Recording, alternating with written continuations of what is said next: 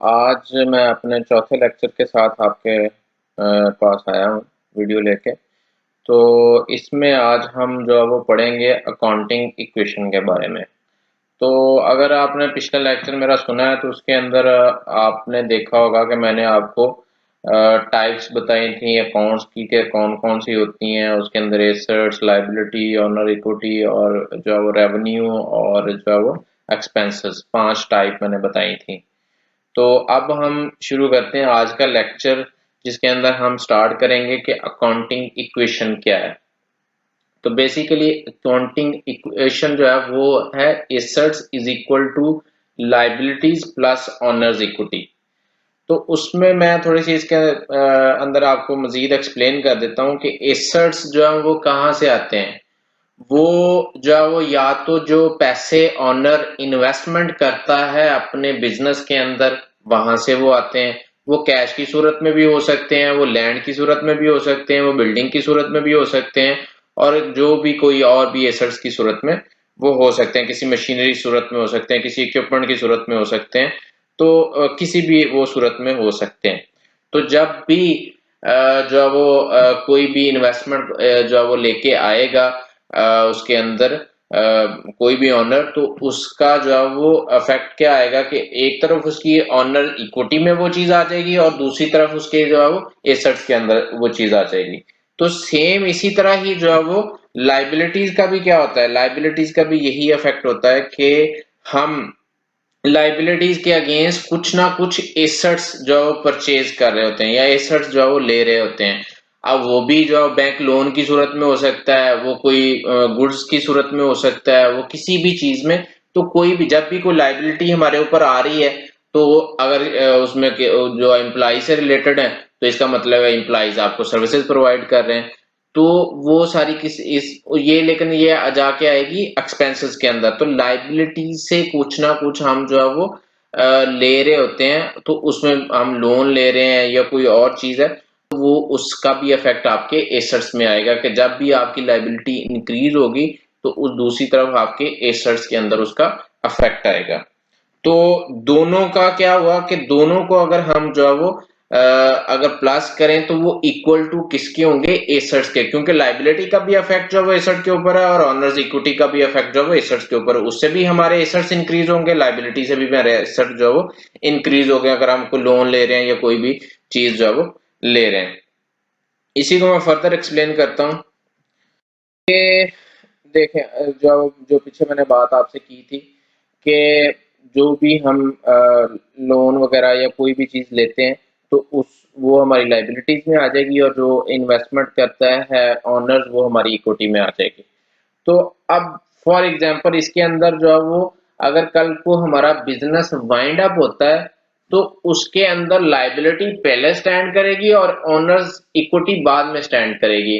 वो किस तरह के, अगर जब भी कोई शट डाउन का या कंपनी वाइंड अप का जो वो होता है, तो उसके कंपनी वाइंड अप की तरफ जा रही होती है, तो उसके अंदर जो फर्स्ट प्रायोरिटी होती है वो होता है कि आपके जितने भी लाइबिलिटीज हैं वो आप पहले सेटल करते हैं। जो भी आपके एसेट्स हैं, आपके पास वो लैंड है, मशीनरी है, जिस भी किस्म में आपके पास एसेट पड़े हैं, तो उससे आप पहले अपनी लाइबिलिटीज जो है वो खत्म करते हैं। और अगर उसके बाद कोई आपके पास एसेट बचता है, तो वो बिलोंग टू जो है वो ऑनर होता है। उससे पहले जो है वो आपने जो है वो इनको पे ऑफ करना होता है।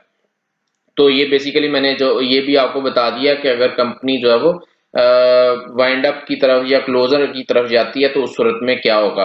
पिछले में मैंने आपको बता दिया था कि जो है वो इक्वेशन किस तरह को किस बुनियाद पर बनी है और उसकी वजह, और उसके अंदर क्या उसमें जो है वो assets equal to liabilities plus owner's equity, owner's equity किस तरह है। अच्छा जी, उसके बाद हमारा नेक्स्ट टॉपिक जो है वो है डबल एंट्री सिस्टम। तो इसमें आप स्लाइड में पढ़ सकते हैं ये किस तरह डेवलप हुआ, किसने डेवलप किया, वो आप जो वीडियो के अंदर जो स्लाइड में आप पढ़ लीजिएगा। तो मैं बेसिकली इसको आपको एक्सप्लेन कर देता हूँ कि डबल एंट्री सिस्टम क्या है। तो डबल एंट्री सिस्टम से पहले मैं थोड़ा सा आपको ओवरव्यू दे देता हूँ। सिंगल एंट्री, जब डबल एंट्री सिस्टम नहीं आया था, तो उससे पहले जो है वो सिंगल एंट्री सिस्टम चलता था कि उसमें जो है वो सिर्फ हमें एक जो है वो हेड के अगेंस्ट जो वो ट्रांजैक्शन देते थे, और उसके अंदर जो है हमारा जनरल की कोई ट्रांजैक्शंस नहीं होती थी जिसके अंदर कोई एक चीज डेबिट हो रही है या दूसरी चीज क्रेडिट हो रही है। तो उस वक्त डबल एंट्री का कोई कंसेप्ट नहीं था, डेबिट और क्रेडिट का कोई कंसेप्ट नहीं था, या आप चीज दे रहे हैं या चीज आप ले रहे हैं, ठीक है।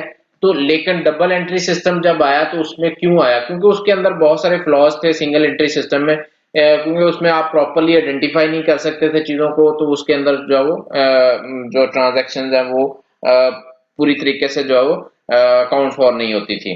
तो उसके बाद जब ये डबल एंट्री सिस्टम आया तो इसका बेसिक मकसद क्या था कि जब कोई भी ट्रांजैक्शन होती है तो उसके अंदर गिव एंड टेक का कॉन्सेप्ट जो वो लेके आए थे, कि कोई चीज हम लेते हैं और कुछ चीज हम देते हैं, मतलब कोई लेने और देने का जो है वो मामला है। जो चीज आ रही है उसको हम जो है वो नेचर ऑफ अकाउंट के हिसाब से क्रेडिट या डेबिट कर सकते हैं, और जो चीज जा रही है उसको जो है वो हम नेचर ऑफ अकाउंट के हिसाब से जो है वो सेम जो है डेबिट क्रेडिट कर सकते हैं। तो बेसिकली कॉन्सेप्ट ये है कि डबल एंट्री सिस्टम का कॉन्सेप्ट ये है कि इसमें दो अकाउंट इन्वॉल्व होंगे, एक डेबिट होगा और दूसरा क्रेडिट होगा, और दो ट्रांजैक्शन उसमें मतलब दो अकाउंट उसमें जो है वो हिट होंगे और दो लेजर्स में उसका इफेक्ट जाएगा।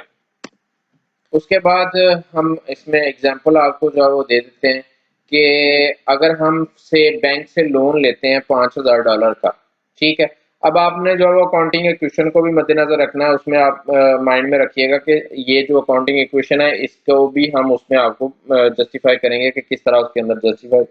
तो अब उसमें क्या हुआ, आपने बैंक से लोन लिया, मतलब लोन मीन आपकी लाइबिलिटी, तो आपने बैंक को लोन देना है $5000, तो वो क्या हो गया आपकी लाइबिलिटी। और लाइबिलिटी की नेचर मैंने कल आपको बताई थी, कल वाले लेक्चर में, कि उसकी लाइबिलिटी की नेचर है क्रेडिट। तो एक जब भी लाइबिलिटी बढ़ेगी तो वो क्रेडिट होगी, और एसेट की जो नेचर है वो है डेबिट। तो जब भी कोई एसेट बढ़ेगा तो वो होगा डेबिट, और वाइस वर्सा इसके होगा कि जब भी कोई लाइबिलिटी डिक्रीज होगी तो वो डेबिट होगी, और जब भी कोई एसेट डिक्रीज होगा तो वो क्रेडिट होगा। क्योंकि जो जिस अकाउंट की जो नेचर है उसके उलट वो अगर उसका मतलब उसकी साइड पे वो जाता है तो वो हमेशा डिक्रीज होगा, और जो नेचर है उसकी उसमें उसकी एंट्री होती है तो उसमें वो हमेशा प्लस में जाएगा। तो अब इसके अंदर देखें, $5000 हमने लोन लिया, हमारी लाइबिलिटी बढ़ गई, $5000 से क्रेडिट हो गई, और उसके बाद जो है वो डेबिट क्या हो गया, हमें कैश या जो भी बैंक की सूरत में हमें $5000 हमारे बैंक अकाउंट में आ गए या कैश में आ गए, तो हमारा एसेट कैश या बैंक हमारा इंक्रीज कर गया। तो अब क्वेश्चन को आप मद्देनजर रखें, एसेट के अंदर आपके 5000 इंक्रीज आ गया और इक्वल टू लाइबिलिटी, लाइबिलिटी में भी आपके 5000 आ गया, तो एसेट 5000 इक्वल टू 5000, तो आपकी इक्वेशन जो है वो जस्टिफाई हो जाती है। तो यही कॉन्सेप्ट आगे हम जो है वो आपको अप्लाई करवाएंगे। अब मैं आपको फर्दर जो है वो इनकी दोबारा जो बता देता हूँ इनकी कि जो नेचर्स ऑफ अकाउंट है वो क्या है। अब इसके अंदर जो है वो जब डबल एंट्री सिस्टम होता है तो उसके अंदर एक चीज डेबिट होती है, दूसरी चीज क्रेडिट होती है, गिव एंड टेक किसी को हम जो है वो कहते हैं। एक चीज जो है वो आ रही है या दूसरी चीज जो है वो जा रही है, तो उसके अंदर जो है वो डेबिट और क्रेडिट का जो है वो रूल इस्तेमाल होता है। ये रूल डबल एंट्री के साथ ही आया था, इससे पहले डेबिट और क्रेडिट का रूल नहीं था। तो हम कन्वीनियंस के लिए जो है वो डेबिट के लिए डीआर यूज करते हैं और क्रेडिट के लिए जो है वो सीआर यूज करते हैं।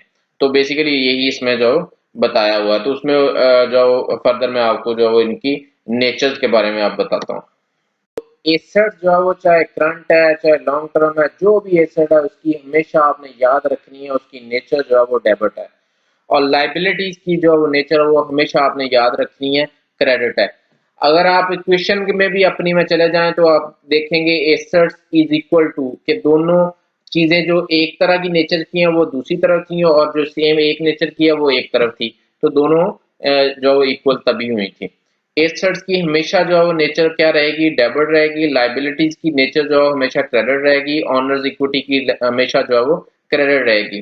तो जब भी एसेट्स के अंदर इंक्रीज होगा तो वो डेबिट होंगे, और जब भी डिक्रीज होगा वो क्रेडिट होंगे, और लाइबिलिटीज के अंदर जब भी इंक्रीज होगा वो क्रेडिट होगी, इसी तरह ऑनर्स इक्विटी जब भी इंक्रीज होगी वो क्रेडिट होगी, और दोनों जब भी ये कम होंगे डिक्रीज होंगे तो ये डेबिट होंगे। उसके बाद हम चले जो हमने चौथी और पांचवी हमारी जो अकाउंट टाइप पड़ी थी तीसरे लेक्चर के अंदर, उसमें मैंने आपको बताया था कि जो नेचर का बताया था, तो उसमें वही नेचर आपको दोबारा भी यहाँ पे मैं बता रहा हूँ कि रेवेन्यू की नेचर, जो भी चीज आप अर्न कर रहे हैं, जो भी प्रॉफिट, जो भी सेल्स आपको रेवेन्यू आ रहा है, वो हमारा उसकी जो हमेशा नेचर क्रेडिट की होगी। और जो चीज आप उस रेवेन्यू को अर्न करने के लिए स्पेंड कर रहे हैं, एक्सपेंस कर रहे हैं, वो आपके जो है वो डेबिट होंगे। लेकिन उसमें भी मैंने आपको दो कैटेगरी बताई थी, एक रेवेन्यू नेचर के एक्सपेंस होते हैं, एक कैपिटल नेचर के एक्सपेंस होते हैं। रेवेन्यू नेचर के एक्सपेंस मैंने आपको बताया था कि वो वाले एक्सपेंस जो कि उस करंट ईयर्स के लिए होते हैं, जिसके अंदर हम वो जो है वो अर्निंग जो है वो रेवेन्यू जनरेट कर रहे होते हैं एक साल के लिए। और जो कैपिटल नेचर के होते हैं वो ओवर द ईयर जो है वो हमारे लिए वो रेवेन्यू जनरेट कर रहे होते हैं। के बाद अब वही डेबिट का मैंने पिछले जो है वो खुद भी आपको पहले ही बता दिया कि जो है वो एसेट जब भी इंक्रीज होगा वो डेबिट होगा, लाइबिलिटी जब भी इंक्रीज होगी वो क्रेडिट होगी, ऑनर्स इक्विटी जब भी इंक्रीज होगी वो क्रेडिट होगी। और उसके एसेट डिक्रीज होंगे तो क्रेडिट होंगे, लाइबिलिटीज डिक्रीज होंगी तो डेबिट होगी, ऑनर्स इक्विटी जो वो डिक्रीज होगी तो वो भी डेबिट होगी। और रेवेन्यू का भी इसी तरह इंक्रीज क्रेडिट है, और क्योंकि नेचर के मुताबिक है उनकी, जब भी जो नेचर है उसकी, अगर वो उसके उसमें आ रहा है तो फिर वो इंक्रीज होगा, डेबिट जिस तरह एक्सपेंस किया तो वो डेबिट हो रहा है तो इंक्रीज होगा, क्रेडिट होगा तो वो डिक्रीज हो रहा है। रेवेन्यू जो वो डेबिट हो रहा है तो डिक्रीज हो रहा है, और एक्सपेंस डिक्रीज तब होगा जब वो क्रेडिट होगा। तो कल हम जो है वो इंशाल्लाह इसके ऊपर पढ़ेंगे फाइनेंशियल रिपोर्टिंग स्टेटमेंट्स के ऊपर, कौन कौन सी स्टेटमेंट्स होती हैं, और उसको मैं आगे एलेबोरेट करूंगा। और फिर जो है उससे पहले मैं आपको थोड़ा सा ओवरव्यू दूंगा ट्रायल बैलेंस के हवाले से भी। तो उसमें भी आपको फिर उससे पहले जनरल लेजर, और थोड़ा सा मैंने तीसरे लेक्चर में आपको बताया था, लेकिन मैं आप इन डिटेल जो है वो जनरल और लेजर्स को अभी आपको एक्सप्लेन करूंगा, ताकि उसके बाद हम जो है वो फिर डिटेल में जो फाइनेंशियल रिपोर्टिंग के ऊपर आपको बात कर सकें, ताकि आपको चीज़ों की समझ आ जाए, ताकि आपको कहीं पे कोई कंफ्यूजन ना रहे। तो उसमें फिर भी मैं आपको ये बात बता दूं कि आपको कहीं पे भी कोई भी प्रॉब्लम आती है मेरे लेक्चर के अंदर, कहीं पे वीडियो के अंदर कोई प्रॉब्लम आती है, कोई चीज़ समझ नहीं आती, तो आप मुझे कमेंट के अंदर बताएं, मैं आपकी उस प्रॉब्लम को रिजॉल्व भी करूंगा। और अगर कोई ऐसी प्रॉब्लम हुई जिसके अंदर मुझे नई वीडियो बनानी पड़ी, तो मैं आपके लिए स्पेशल जो है ना वो नई वीडियो भी बना सकता हूँ। तो मुझे आपके फीडबैक का जो है वो इंतज़ार रहेगा, आपने अपना फीडबैक लाजमी देना है। और अगर आपने अभी तक मेरा चैनल सब्सक्राइब नहीं किया तो काइंडली आप अपना जो मेरा जो है वो चैनल सब्सक्राइब करें, ताकि आने वाले लेक्चर्स भी आप तक पहुंच सकें, और उससे जो है वो फ़ायदा उठा सकें, और जो भी आपके क्वेश्चन आप उसके अंदर रेज कर सकें। तो बेल आइकन को भी क्लिक कर लीजिएगा ताकि आपको नोटिफिकेशन भी साथ ही आ जाए। तो आज के लिए इतना ही। इंशाल्लाह कल जो है वो दोबारा हम नई वीडियो के साथ आपके साथ जो है मिलेंगे।